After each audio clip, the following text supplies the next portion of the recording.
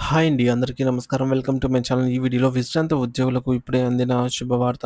పూర్తి వివరాలైతే వీడియోలో తెలుసుకుందాము. వీడియోని ఎక్కడే గాని స్కిప్ చేయకుండా ఎండ్ వరకు చూసేటప్పుడే ఇన్ఫర్మేషన్ పూర్తిగా అర్థమవుతుంది. అలాగే వీడియో చూస్తున్న ప్రతి ఒక్కరు వీడియోకైతే లైక్ చేయండి ఫ్రెండ్స్. ఈ వీడియోని తోటి పెన్షన్ మిత్రులతో అయితే షేర్ చేయండి. కొత్తగా మన ఛానల్ చూస్తున్నవారు ఇంకా ఎవరైనా సబ్స్క్రైబ్ చేసుకున్నట్లయితే వెంటనే మన ఛానల్‌ని సబ్స్క్రైబ్ చేసుకోండి. దీని ద్వారా నేను చేసే లేటెస్ట్ వీడియోస్ అన్నీ మీ వరకు రీచ్ అవుతాయి. ఇక ఆలస్యం చేయకుండా వివరాల్లోకైతే వెళ్ళిపోదాము. ఫ్రెండ్స్ ఇక విషయానికొచ్చినట్లయితే ఆర్థిక నష్టాల్లో పెన్షనర్లు పెన్షన్ పొందే సమయంలో సాధారణంగా ఉద్యోగులు తమ పెన్షన్‌ను 40% తమ బేసిక్ పెన్షన్‌లో 40% మొత్తాన్ని కమిట్ చేస్తారనమాట. సో, ఈ వెసులుబాటయితే ఉంటుంది. దీనికి బదులుగా ఏక మొత్తంలో ఒకేసారి కమిట్ చేయబడిన మొత్తం అయితే పొందుతారనమాట.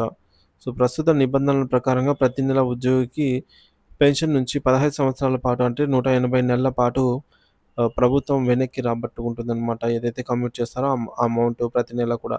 ఈ 15 సంవత్సరాల రికవరీ కాలాన్ని కొన్ని అంశాలైనటువంటి ద్రవ్యోల్బణం, మోర్టాలిటీ రేటు, జీవన ప్రమాణము, కమ్యుటేషన్ కారకం ఆధారంగా అయితే ఉంటుంది. 2008లో భారత ప్రభుత్వం దీర్ఘకాలంగా ఉన్నటువంటి కమ్యుటేషన్ పట్టికలను సవరించింది. ఈ పట్టికలను 2010లో తెలంగాణ అప్పటి ఏపీలో అనుసరించింది.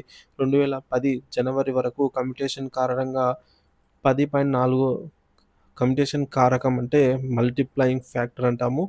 ఇది 10.46 ఉండగా ఫిబ్రవరి 1, 2010 నుంచి ఈ యొక్క మల్టిప్లయింగ్ ఫ్యాక్టర్ అనేది 8.371కి తగ్గింది. కమ్యుటేషన్ కారకం తగ్గినప్పటికీ రికవరీ కాలం మాత్రం అలాగే అయితే ఉంది. 2010కి ముందు పదవీ విరమణ చేసిన వారు 2010 తర్వాత పదవీ విరమణ చేసిన వారి కంటే ఎక్కువ కమ్యుటేషన్ కారణంగా ఎక్కువ మొత్తం పొందుతారు. కానీ వారి పెన్షన్ నుంచి వసూలు కాలం అనేది అలాగే ఉంది.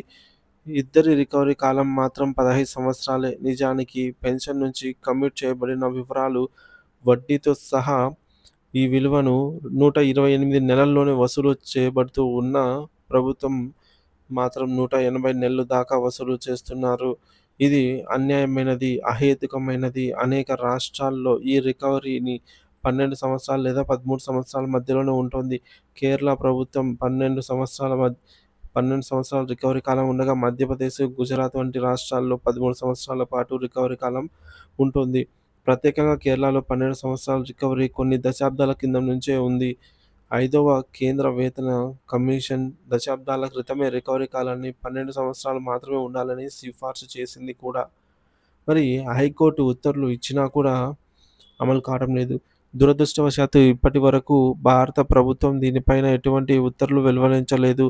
ఇటీవల సుప్రీంకోర్టు న్యాయమూర్తి ఇతర సభ్యుల నేతృత్వంలో రెండవ న్యాయసంఘం కూడా రికవరీ కాలాన్ని 12 సంవత్సరాలు ఉండటం సమంజసమైనది, సహేతుకమైనది అని అభిప్రాయం వ్యక్తం చేసింది. ప్రభుత్వాల నిర్లక్ష్యం కారణంగా కొంతమంది పదవీ విరమణ చేసిన ప్రభుత్వ ఉద్యోగులు న్యాయస్థానాన్ని ఆశ్రయించారు. ఈ మధ్య కాలంలో చండీగఢ్ హైకోర్టు 10 సంవత్సరాల రికవరీ ఆహ్, అనుసరించిందనమాట. సో, పూరి పెన్షనర్స్ విషయంలో తదుపరి రికవరీ అనేది చేయడానికి నిలిపివేసింది.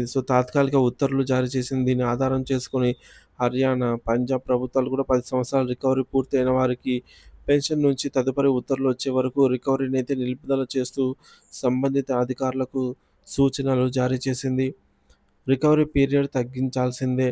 మన రాష్ట్రంలో కూడా మన పెన్షనర్ సంఘం జేఏసీతో పాటు చాలా ఉద్యోగ, ఉపాధ్యాయ సంఘాలు కూడా ప్రస్తుతం రెండవ తెలంగాణ పే రివిజన్ కమిషన్ గారికి పై వాస్తవాల విషయాలను నివేదించడం జరిగింది.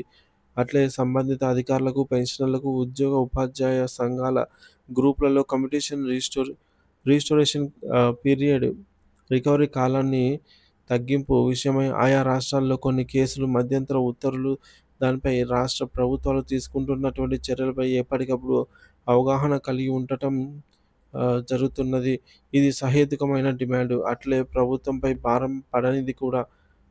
కనుక అందరూ ఏకతాటిపై నిలబడి సానుకూలంగా అయితే సమస్యను పరిష్కరించుకోవాల్సి ఉంటుంది.